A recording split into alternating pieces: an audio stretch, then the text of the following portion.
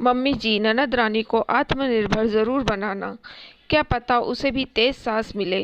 सुनो, ये कंगन कितना सुंदर लग रहा है, प्लीज़ ये मुझे दिला दो, केवल 500 रुपये का है।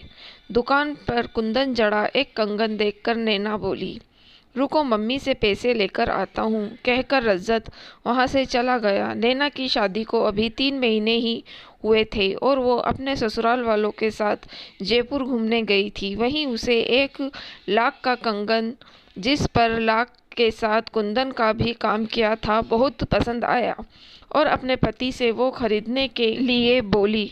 रज्जत, जो अपनी सारी कमाई अपनी मम्मी को दे देता था, अपनी मम्मी से 500 रुपये लेने गया। आखिर पत्नी ने पहली बार कोई इच्छा की थी, वो भी एक कंगन।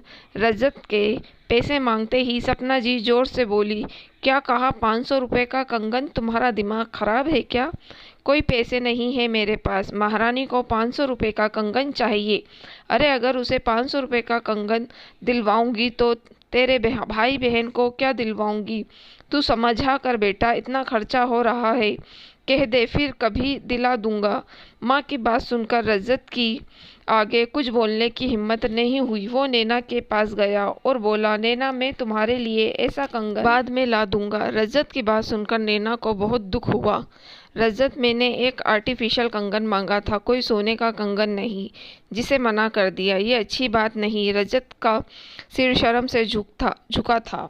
नैना ने रज्जत से फ़ोन लेकर अपनी भाभी को फ़ोन किया और दुकानदार को 500 रुपये पेटीएम करा कर वो कंगन खरीद लिया। रज्जत, आज पहली बार ऐसा हुआ कि मैंने अपना पर्स और फ़ोन होटल में भूल गई, जिस पर मुझे आज बेइज्जत होना पड़ा। लेकिन एक बात अच्छी हुई कि मुझे आप लोगों के इरादे पता लग गए, नैना ने कहा और आगे निकल गई। सपना जी ने उसके हाथ में कंगन देखकर पूछा, ये कहाँ से लिया? मेरी इजाज़त के बिना इतना महंगा कंगन लेने की क्या ज़रूरत थी? जो पैसे तुम्हारे पास है वो मुझे दे दो। मम्मी जी, मेरे पास मेरा पर्स नहीं है, मैंने भाभी से ऑनलाइन पेमेंट करवाई है। सपना जी बड़बड़ाती रही। अगले दिन वो लोग वापस आ गए। 1 हफ्ते बाद ही नैना ने सबको सामने एक लेटर रखा।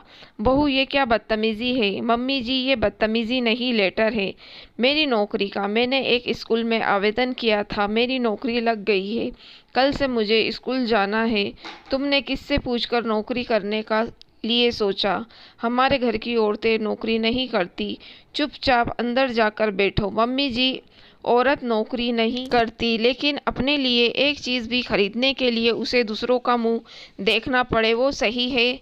अब तक घर की बेइज्जती नहीं होती, लेकिन मम्मी जी, मैं इतनी पढ़ी लिखी हूँ, अपना आत्मविश्वास नहीं गिरा सकती, मैं एक एक चीज़ के लिए तरस नहीं सकती, किसी के आगे बार बार हाथ नहीं फैला सकती।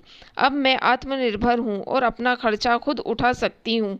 उसके लिए मुझे अब आपके बेटे से कुछ नहीं चाहिए, कहकर नैना वहाँ से अंदर चली गई। सपना जी देखती रह गई। उन्होंने रज्जत को खा जाने वाली नज़रों से देखा तो वो बोला, मम्मी, आपने भी तो गलत किया। अब वो इस घर की बहू है तो उसकी जिम्मेदारी भी हमारी हो। अगर उसे किसी चीज़ की ज़रूरत हो तो वो हमसे नहीं कहेगी तो किससे कहेगी? लेकिन आपको तो उसे गुलाम बनाकर रखना था। अब कर लो जो आपको करना हो। अब तो नैना रोज़ सुबह घर से निकल जाती है, नाश्ता भी केवल अपना बनाती, आकर दान में केवल अपनी रोटी सेकती, हाँ, रात को सबका खाना ज़रूर बना देती। सपना जी किल कसती रहती, वो कुछ बोलती तो नैना भी नहीं सुनती। जिस दिन नैना को पहली सैलरी मिली, उसने सबसे पहले उनसे जाकर अपने लिए शॉपिंग की। हाँ, घर में सबके लिए भी उपहार लिए, सासू माँ के लिए भी एक घड़ी ली। घर पहुँची, बहू, अपनी सैलरी मुझे दो, मैं इस घर को चलाती हूँ। मम्मी जी, अब आप अपनी इस जिम्मेदारी से मुक्त हो जाइए। सैलरी तो आपको बिल्कुल नहीं दूंगी, अब अपने पैसे अपने हाथ में रखूंगी, जिससे जब मेरा मन कुछ खरीदने का करे तो मैं खरीद सकूं। हाँ, जब मन करेगा तो आप सबके लिए तोहफे भी लाऊंगी। और ये लीजिए, मेरी पहली कमाई से आपके लिए ये साड़ी। अब मैं समझ गई कि एक लड़की को आत्मनिर्भर क्यों होना चाहिए।